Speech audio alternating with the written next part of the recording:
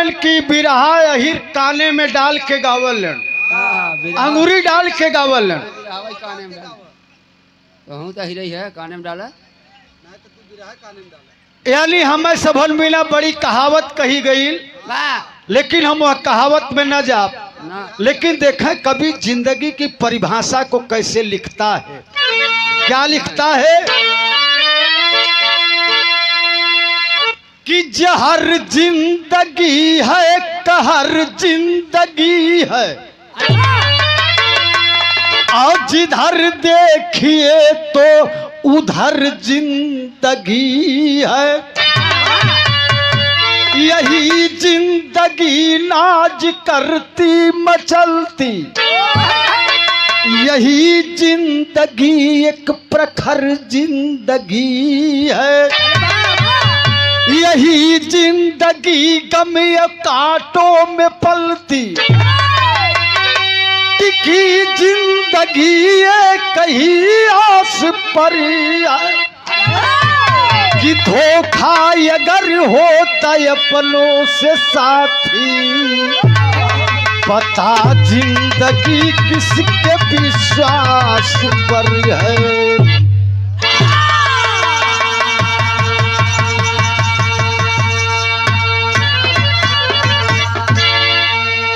ए भैया केहू एसी गाड़ी में चलत बा, केहू हवाई जहाज का यात्रा करत बा, और केहू नंगे पांव जेठ के दोपहरी में पैदल चलत बा। ई जिंदगी का अंतर है। कोई अपनी जिंदगी से इतरा रहा है तो किसी को अपनी जिंदगी पहाड़ नजर आ रही है। आखिर जिंदगी है क्या चीज? मास्टर गजल का लाइन बा, गजल का है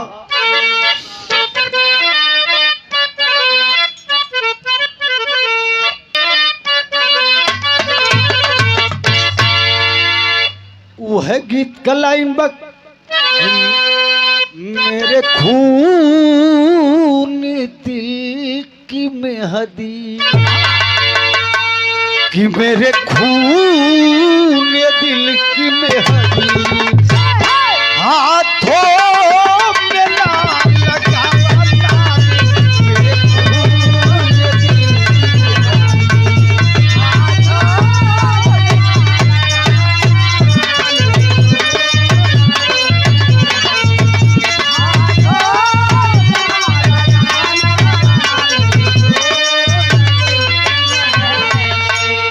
मेरे खून दिल की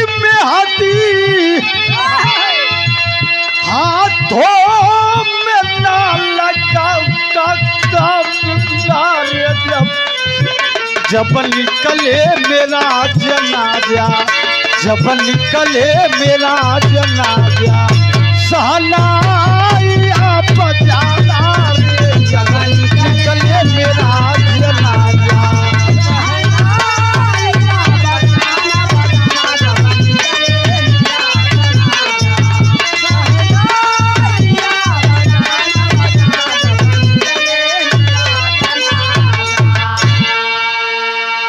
लेकिन कबीर जी बिरहा के लाइन में कितनी अच्छी बात लिखलन।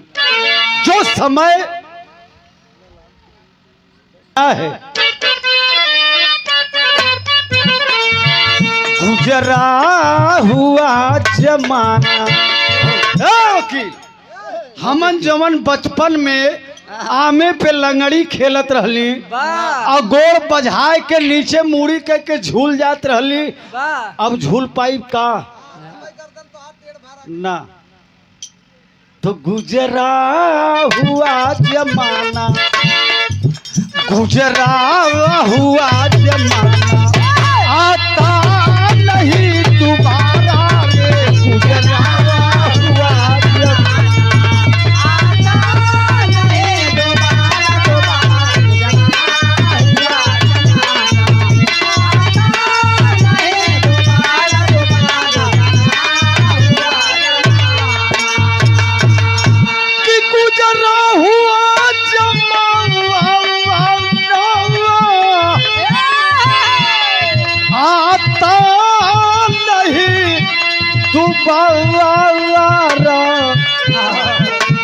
बिगड़े कर्म का साथी, बिगड़े कर्म का साथी, कोई नहीं सहारा रे, बिगड़े कर्म का साथी।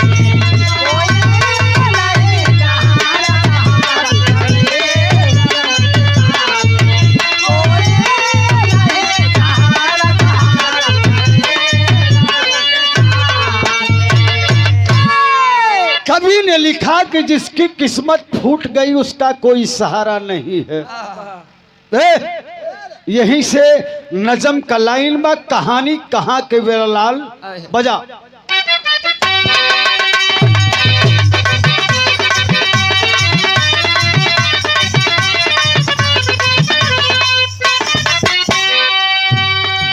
जिला भोपाल मध्य प्रदेश की राजधानी में, जिला भोपाल मध्य प्रदेश की राजधानी में, मंगेश सिन्हा अवर कनक लता प्राणी में।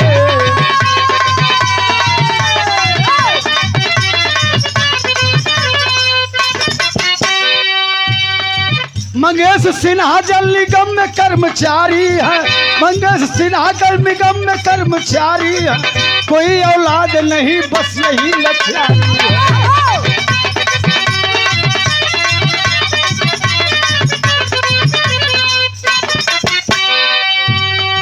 मंगेश सिन्हा राघवेंद्र दोनों मित्र रहे, मंगेश सिन्हा राघवेंद्र दोनों मित्र रहे, मित्र तो मित्रता में दोनों ही पवित्र रहे।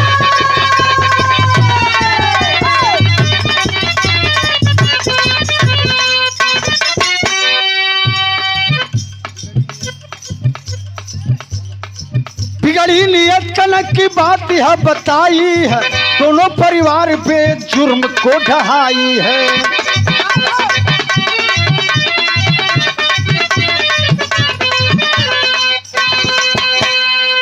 वंश के अंश से तभी अंशु का अवतार हुआ, वंश के अंश से तभी अंशु का अवतार हुआ, खुशियाँ छा गई, खुशी पूरा परिवार हुआ।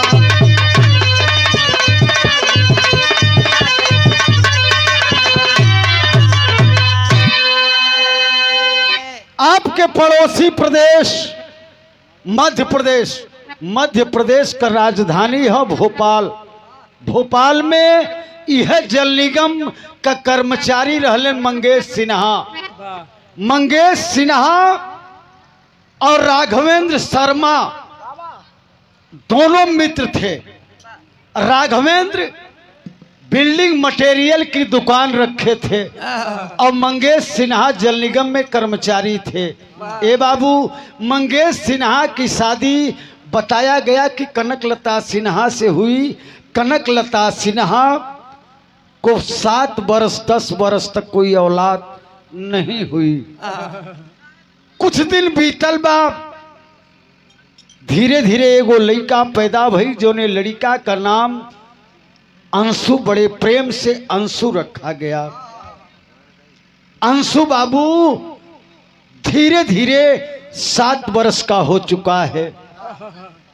एक दिन राघवेंद्र शर्मा और मंगेश सिन्हा के ऐसा दोस्ती रहल कि एक दिन 10,000 रुपया राघवेंद्र ले रहलन मंगेश से उधार, और वह पैसा पहुँचावे मंगेश के यहाँ जब आए।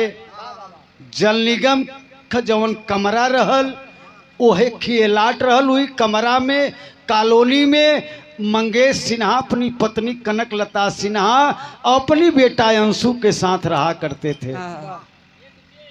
राघवेंद्र के देख के मंगेश कहलन कि भैया तू बैठ के पानी पिया और तब तक हम नहा लें। नहाए गईलन और नहाए के जैसे लौटलन वैसे ही भइल का गीत का लाइन बा।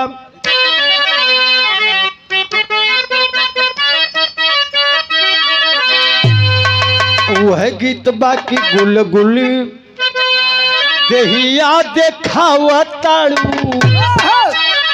अरे आँख मटकावताड़ू, खालू कौन चकिया के आवाटाए गोइया पलंग पाड़ू, खालू कौन चकिया के आवाटाए चप्पल बनल बाड़ू।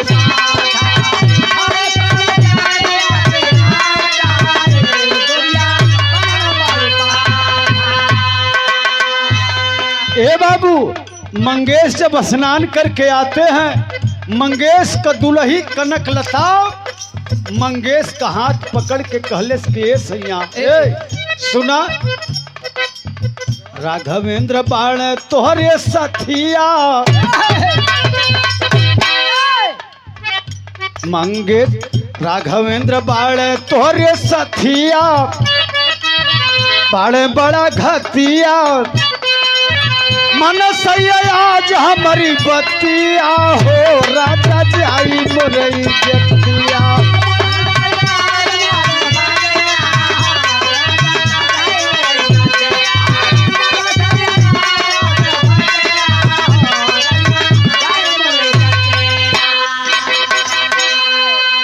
तुरंत मंगेश राघवेंद्र के बुलाए, छलिया कमीना कही के घर से भगाए, छलिया कमीना कही के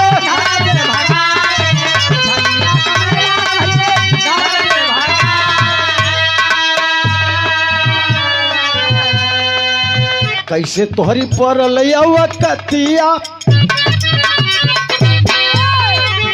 कैसे तोहरी पर लिया कतिया, कैलही मतिया, मन सैया आज हमारी बतिया हो, राजा जाई मोरई जतिया।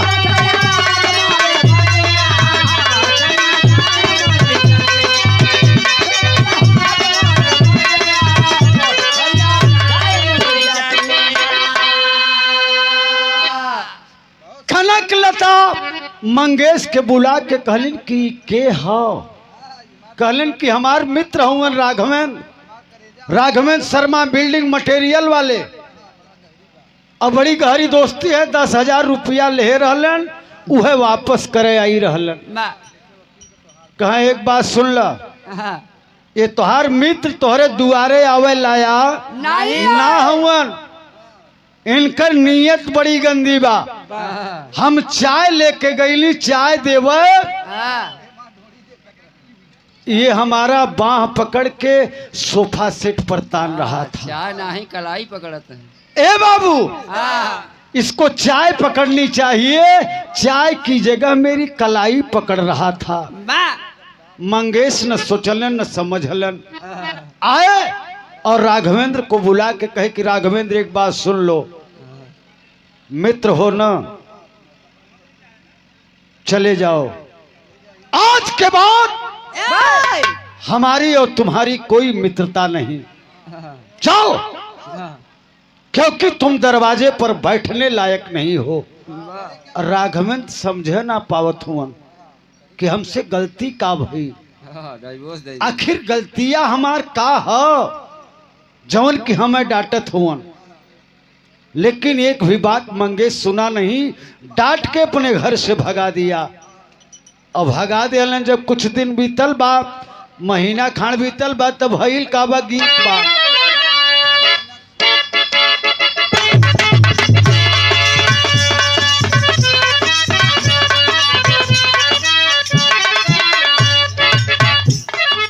धीरे धीरे बीतल बाटे कुछ जब दिनवा, धीरे धीरे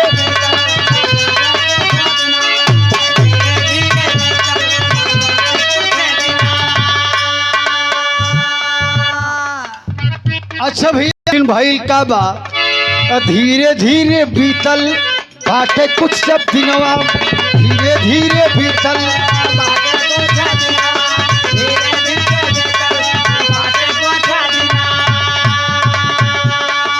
फोन लगा के कहली लागल बा हमरो मनावा,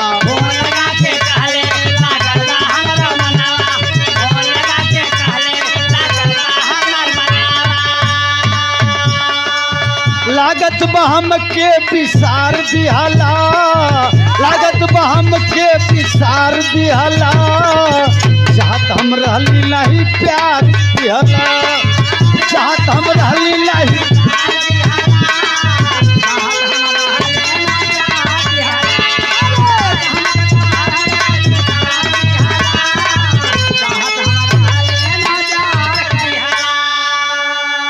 अच्छा भैया 51 महीना बीतल बा, एक दिन फोन लगा के कहली कि हेलो हेलो के कहले कि हम राघवेंद्र शर्मा बोलत हैं। वाह कहली हम कनक लता सिन्हा बोलत हैं। वाह कहा क्यों फोन लगाई हो, क्यों फोन लगाई हो? मेरे मित्र की मित्रता में दरार डाल के आवाज और बढ़ावा हमार फोन लगाई हो और फोन लगाई हो। वाह कहले सुना, वाह ज्यादा अगर हम तोहे अपने घरे से डांट के भगवाए सकी था वाह तो जेलो भेजवाई तो सकते तोहे हम जेलो भेजवाए सकी था। वाह एक काम करा, हाँ जवान ज्यादा हल्ला पुपुई ना, हमारे पति मंगेश के पास फोन मत करिएगा। हम फोन कैले हैं, हमार फोन गुप्त रखना और जहाँ कहत है वहीं आके मिलला। का कहले बा?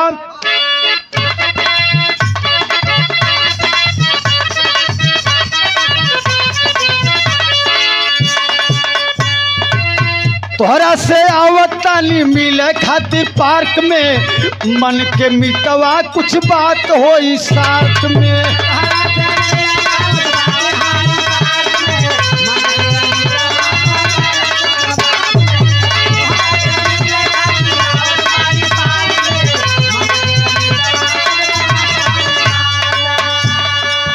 मुरझाई फूल के निखार दिहला, मुरझाई फूल के निखार दिहला, चाहत हम रहली नहीं प्यार दिहला। मुरझाई फूल के क्यों सही हो?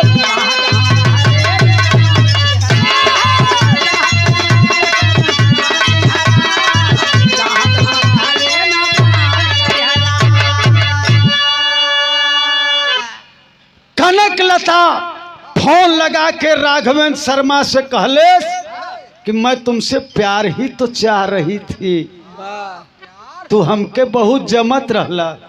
हमारे घरे जब अइला तो तोहार ध्यान हमारी पे ना रहल और हम ऐसन रार लगौली कि आज दोनों मित्र दू जगहें हुआ। सुनो, अगर हमसे मिले के बाद तो फलनवा पार्क में आ जा। वाह ये कहाँ पार्क है? लेकिन ए बाबू फलाने पार्क में आवा, दोनों जने वही पार्क में गईलन, बात कैलन। वाह फलाने पार्क में। राघवेंद्र डर के मारी वाह केहू से बतौले ना, आहा। लगले दोनों जने चोरी छिपा मिले। और मंगेश के दिमाग में यह बा कि हमारा और राघवेंद्र की दोस्ती टूट चुकी है, पत्नी मेरी बड़ी अच्छी है। वाह उनका लेकिन भइल का बा, गीत का लाइन बा,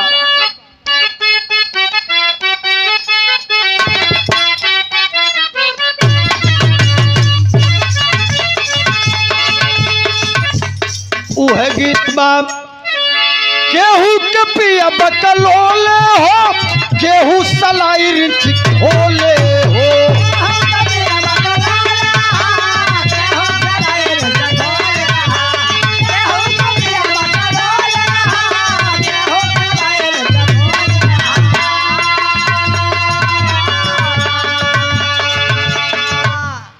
सबको बढ़ावता खोले हो, केहू सलाई रिंच खोले हो।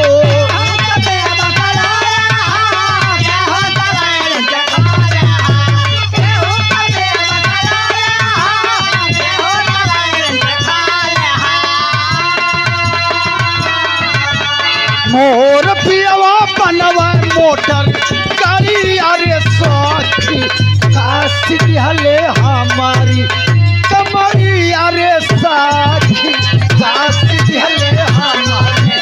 क्यों?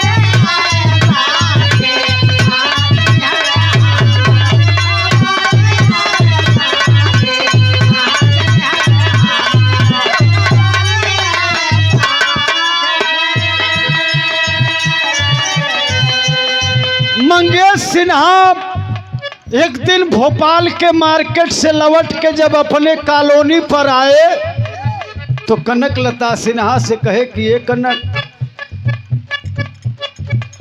इलाहाबाद में एक रिश्तेदार को अटैक का दौरा पड़ा है, वो हॉस्पिटल में एडमिट है। 3 दिन के लिए मैं इलाहाबाद जा रहा हूँ।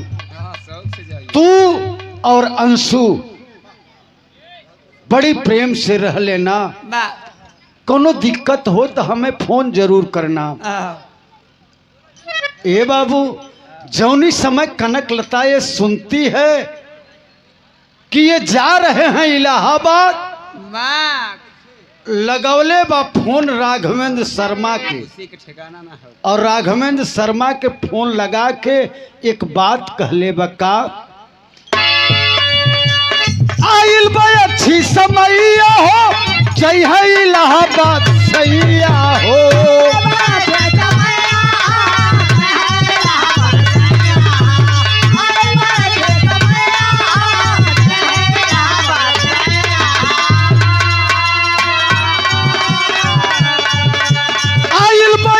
समैया हो, जय है इलाहाबाद सैया हो। 1 बजे गाड़ी से वो खाती आए राजा जी, काट लेती हमारे साथ रती आए राजा जी, काट लेती हमारे।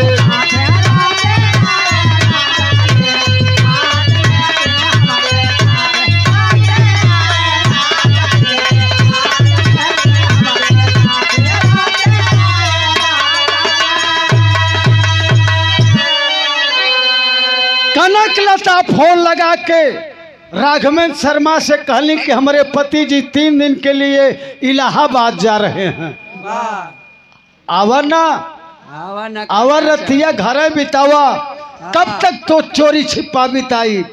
ए बाबू, घरवा में आई कैले सुना राघवेंद्र, घरवा में आई कैले सुना राघवेंद्र।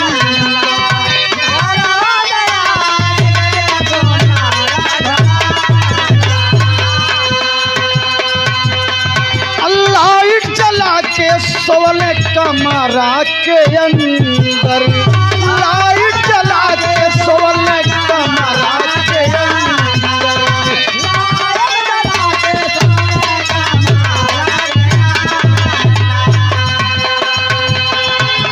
अंशु रात में जागल हो, मम्मी का कमरा झाकल हो।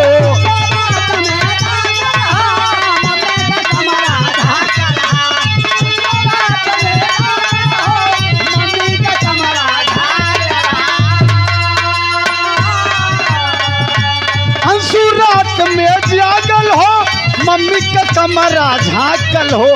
1 बजे रहली तब वो खाती आए राजा जी, काट लेती हमारे साथ रती आए राजा जी, काट लेती हमारे।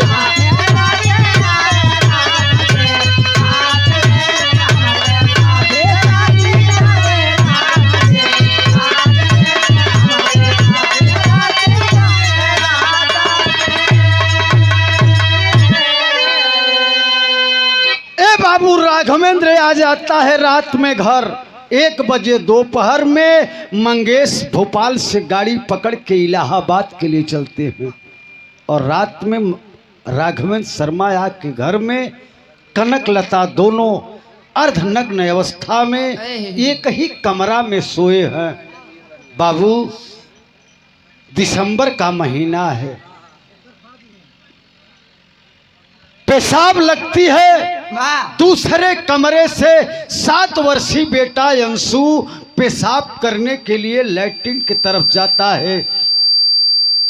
एक दाई अपने मम्मी का कमरा जब देख ले और देख के चला गया, लेकिन कनक लता की निगाह पड़ गई कि हो अंशु हमें देख गया।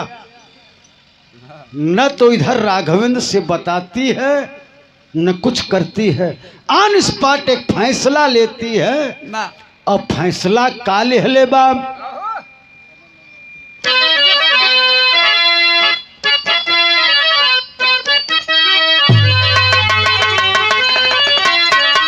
ए बाबू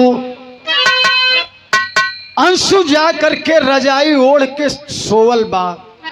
रजाई हटा के अंशु के सीने पर जाकर के बैठ जाती है कनकलता अर्धनग्न अवस्था में, और गले को दबाना शुरू करती है। अंशु एक बात कहले बा कि अरे मारा चली ये मम्मी हमरो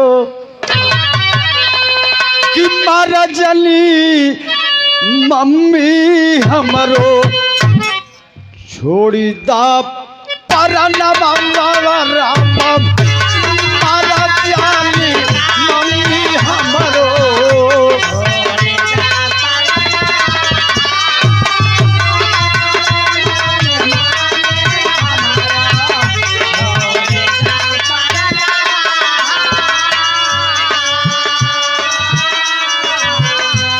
मारा जानी मम्मी हम अरे छोड़ी दो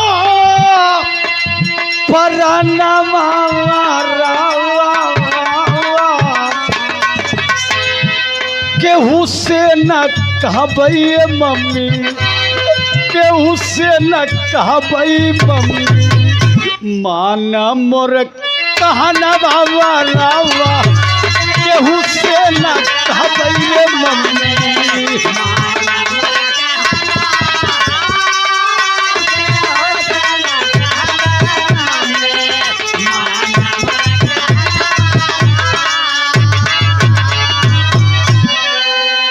जब गला दबाना शुरू करती है, अंशु कहता है कि मम्मी हम केहू से कुछ न कहब, लेकिन हमार प्राण मतला दबाना शुरू करती है। बच्चे का जान सांसत में होता है। 7 वर्षीय अंशु पैर चलाना शुरू कर दिया। दौड़ती है राघवेंद्र शर्मा को कि ये राघवेंद्र नायलान की रस्सी रखी है, उसी रस्सी से इसके पैर को बांध दो। ए बाबू पैरवा के बाधी दिहलन राघवेंद्र साथी आवा, पैरवा के बाधी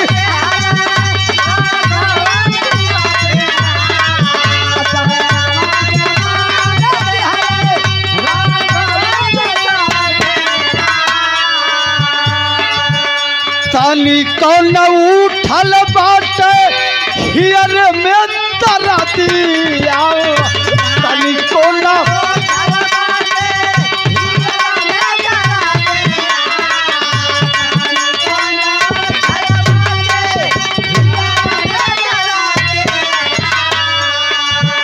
कि मम्मी मम्मी कहत हीरा, अरे मम्मी मम्मी कहत हीरा तजल परनवा रावा, मम्मी मम्मी कहत हीरा तजल परनवा रावा।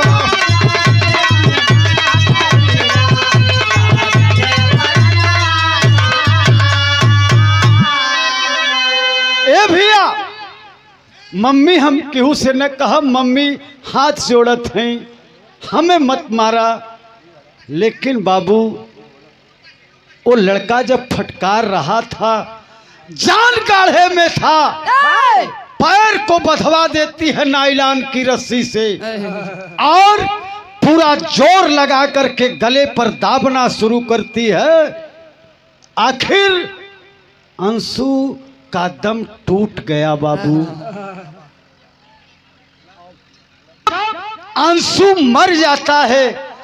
जब अंशु का दम टूट जाता है तो कनकलता घबरा उठती है कि आखिर अब क्या करें, लाश कहाँ ले जाएं।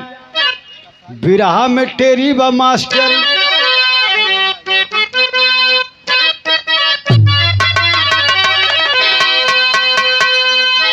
अरे माई जब कसाई हो जाई आई जब कसाई, अरे माई जब कसाई हो जाई, विधना विधि विधान पे के बाजवन बचाई।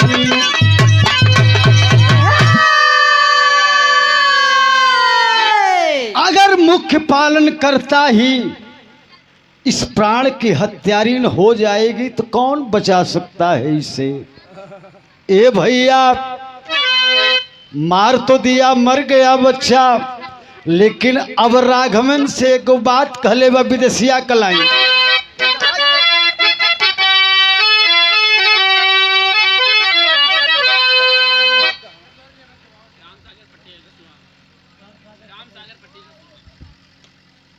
अच्छा भैया, आप परम आदरणीय परम पूजनीय आप हमारे अनुज भाई राम सागर पटेल रसुल्हा के धरती से 51 रुपया बहुत बहुत प्रणाम है, नमस्कार है, आशीर्वाद की अपेक्षा है। साथ ही साथ इस बाल परिवार में आए समस्त आगंतुक अतिथियों का यह बाल परिवार हार्दिक अभिनंदन वंदन एवं स्वागत करता है। लेकिन मास्टर,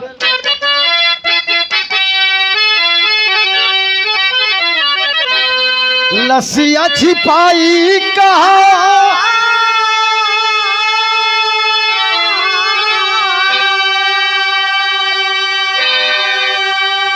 अरे राघवत्री बतावा तना,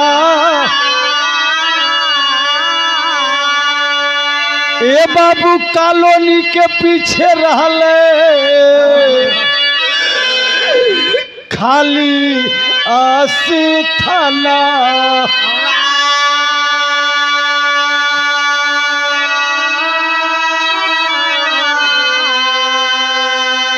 चार फीट गड्ढा खन के लसिया के गाड़ी दिहल, लसिया पे पट्टिया के रखे ते ही छला।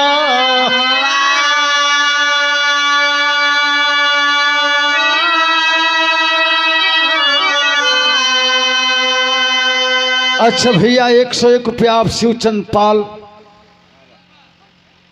बीडीसी लड़की के चाचा, उसी कॉलोनी में कॉलोनी के पीछे 4 फीट गड्ढा खन के लाश को गाड़ देते हैं।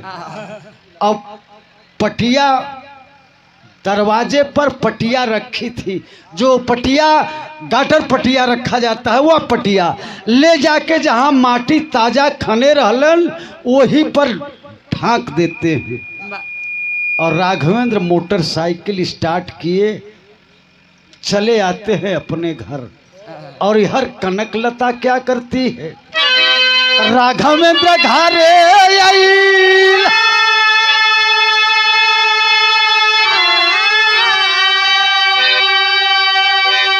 अरे फोनवा लगाई बिहारी,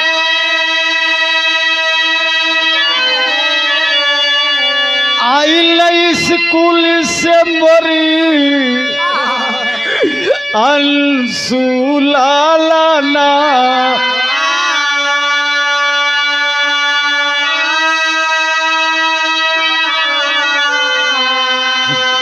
जल्दी से घरे आवा, धीरवा बधावा तू ही, अरे नहीं सैया चली जाई हमारो पाराना।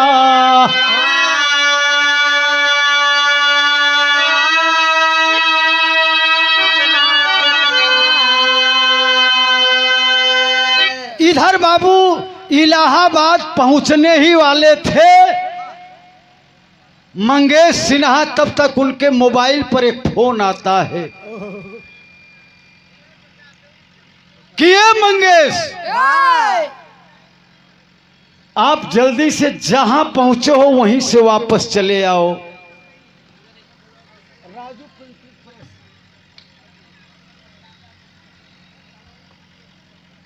भैया हम बतौली न कि हम सब ददा हो गया है अब। हाँ जब ददा हो गया है था चलो मास्टर।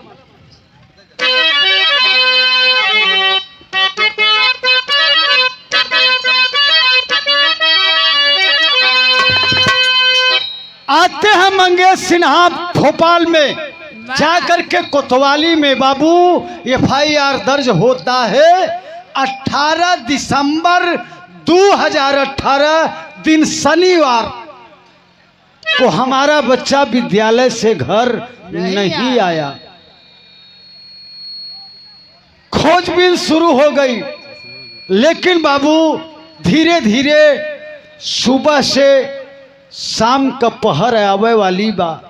कॉलोनी में बैठा हुवन मंगेश सिन्हा। मंगेश सिन्हा अपने आप को रोक नहीं पाते हैं कि आखिर हमार बच्चा गई तो कहाँ गई,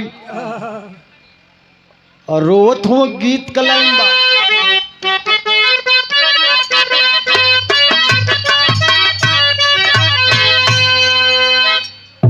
यह कहत हवन एक बार चेहरा देखा देता अंशु, पापा पापा कही के गोहरा देता अंशु, पापा पापा कही के गोहरा।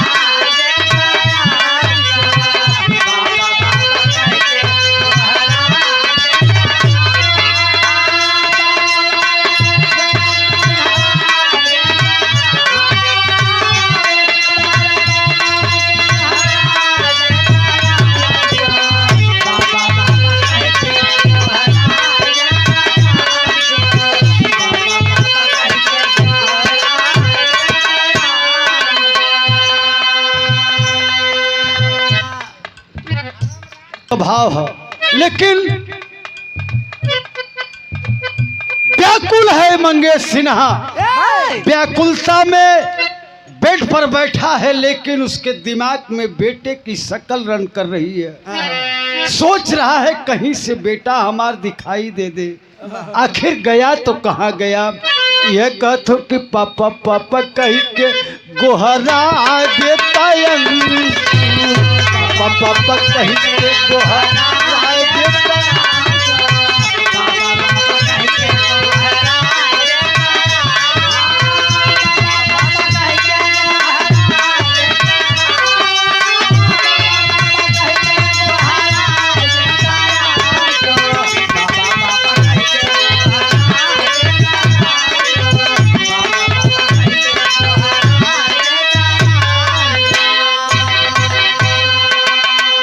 आपन सकलिया देखा देता अंशु, देखा देता अंशु, पापा पापा कही के गोहर राय देता अंशु, कही के गोहरा देता अंशु।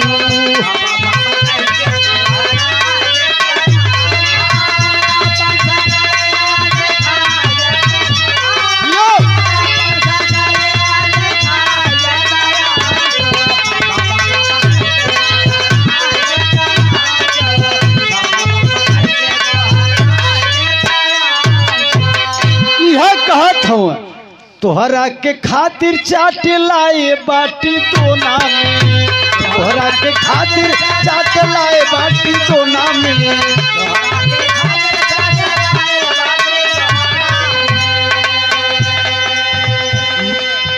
जय की न खाए मम्मी रोवत बाड़ी कोना में, जय की न खाए मम्मी रोवत बाड़ी कोना में, जय की न आके तनी धीरवा बधाए देता अंशु, बधाए देता अंशु, पापा पापा कही के गोहरा देता अंशु।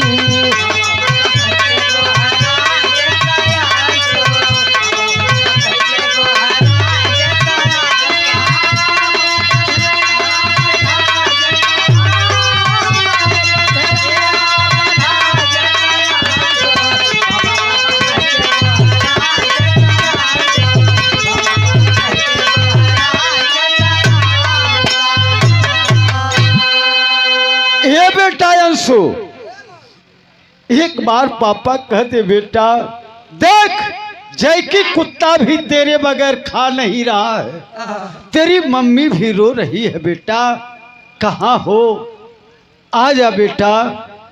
लेकिन बाबू जब अंशु हो तब न आए। पापट का लाइन मास्टर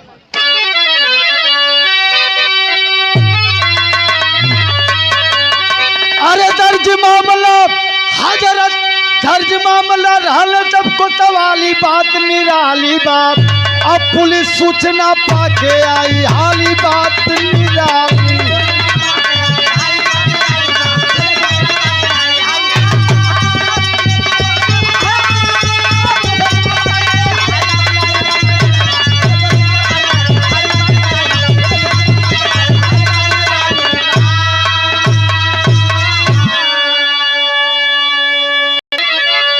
ड्राइवर शंभुनाथ को स्कूल से उठाए हो और रिसीविंग रजिस्टर शंभुनाथ तब दिखाए हो।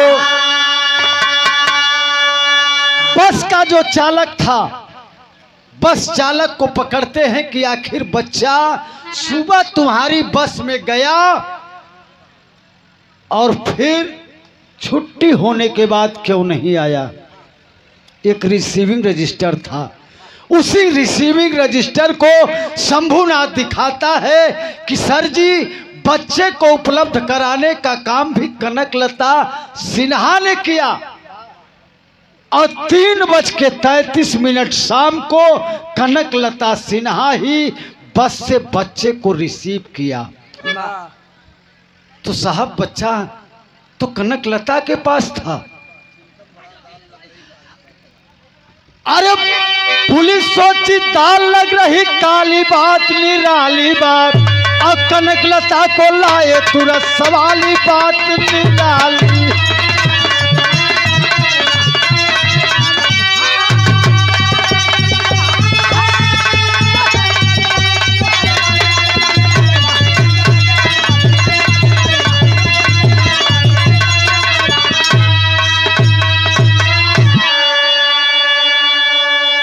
आखिर बाबू पुलिस कनकलता सिन्हा को उठा करके लाती है। महिला हेड कांस्टेबल कड़ाई से पूछताछ जब शुरू किया तो कनकलता सिन्हा एक बात बताती है आल्हा का लाइन मास्टर।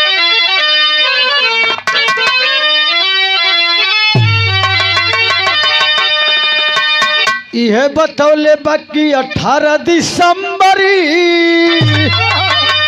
सन 18 वाली रतिया साहेब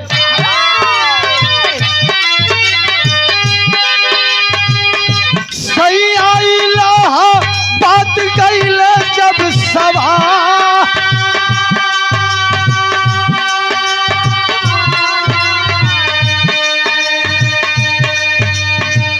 राघवेंद्र मीतावा के घरवा पोलवली साहेब,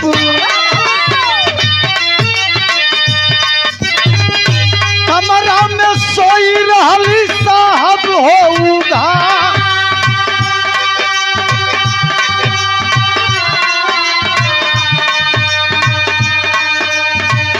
एक बजे रतिया में अंशु जागी गईल साहेब, हमारे कमरवा कति हल हो निहार।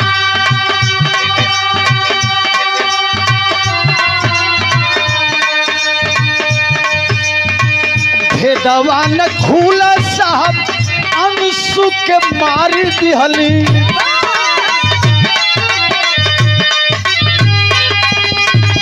कॉलोनी के पीछवा साहब दिहले बाटी का।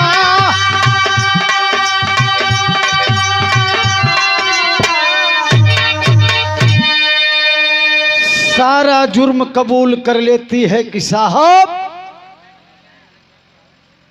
18 दिसंबर 2018 की रात हम और हमारे मनमीत जिसको मैं चाहती थी राघवेंद्र शर्मा,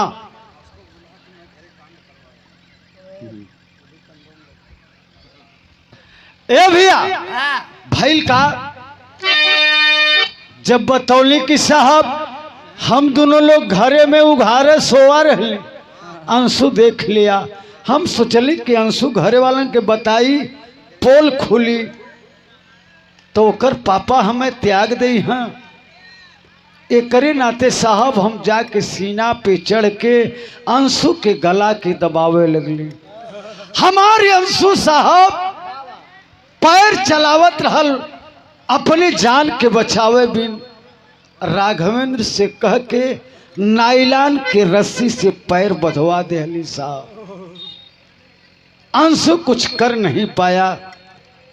5 ही मिनट में अंशु मम्मी मम्मी कहते कहते साहब इस दुनिया को छोड़ दिया। हे साहब, हमारे मन कमीत चले गए रात में घर अपने। हम फोन लगा के मंगेश के बुलौनी कि विद्यालय से अंशु वापस नहीं आया है। ए बाबू जाते हैं कोतवाल साहब। कॉलोनी के पीछे जब खुदाई होना शुरू हुआ तो भैल का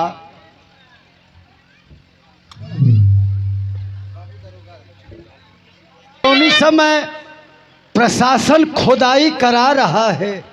इनर पहना था वो बच्चा, ब्लू रंग का इनर, पैर में भी और ऊपर भी माटी में सना। खड़ा था मंगेश।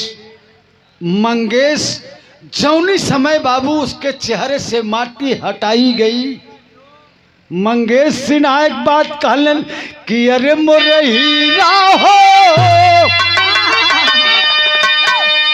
कि अरे मोरे हीरा हो, अरे नहीं जनली तोरी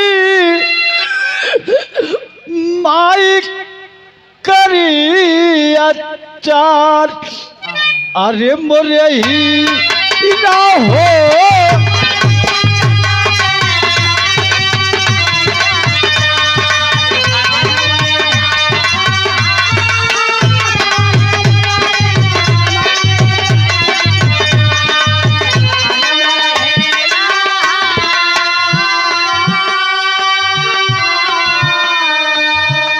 देलन।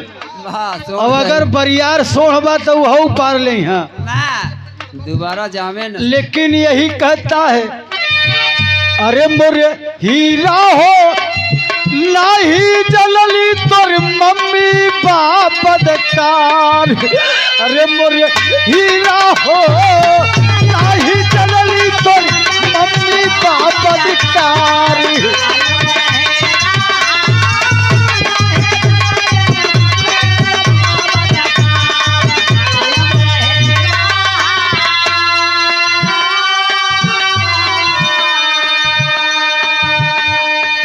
एक बात मंगेश कहता है, क्या? जानत रहती साथ ले जाई थी, ई दिनवा नहीं देखाई। हम कजलिए मोर बेटवा तोर माई भाई कसाई की हमारे।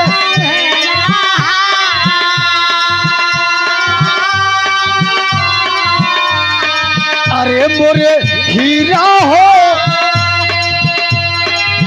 जहरई देखी लागत पायल हियार। अरे मोरे हीरा हो,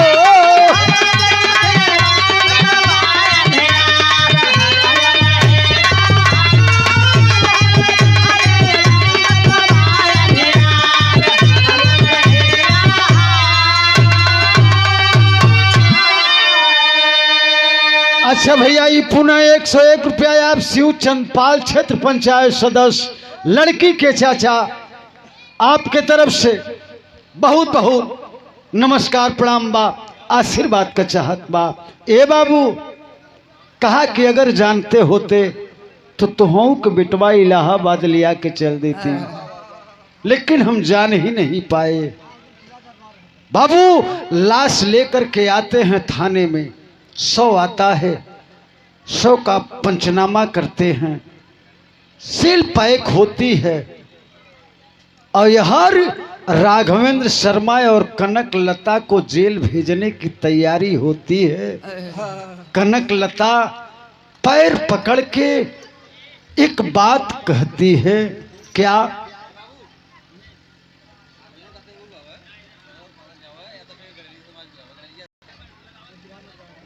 अब बिरहा का टाइम चला है भैया।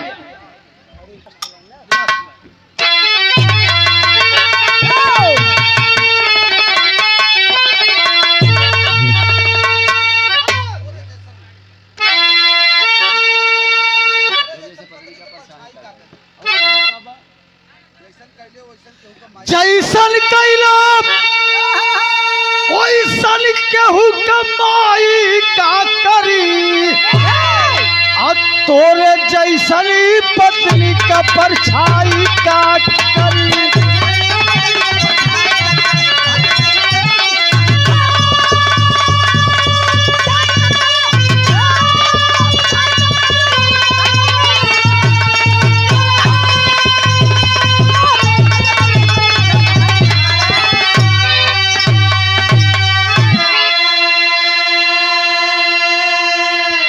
छिपाए कभी न छिपता, चोरी हत्या पाप।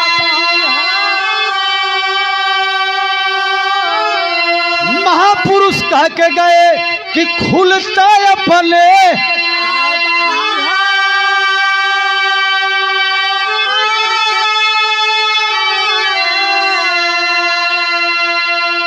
पागल बन गई मनवा कही ताई का करी। तोरे जैसन केहू दुनिया में माई का।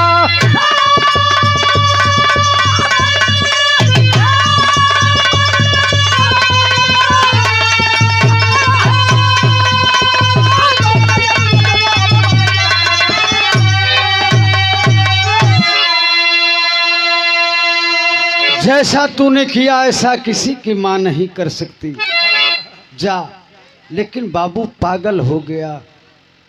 भोपाल की गलियों में मंगेश सिन्हा वही कचरा बीनने का काम करने लगा। बड़बड़ बड़बड़ बड़बड़, अंशु आएगा आएगा जरूर मिलेगा। विक्षिप्त हो गया तो किसी ने कहा है,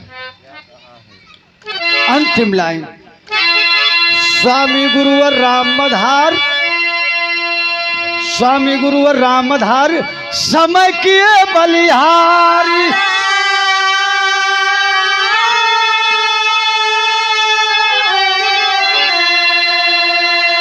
कथन करें कवि लाल बहादुर, वक्त साथ से न्यारी।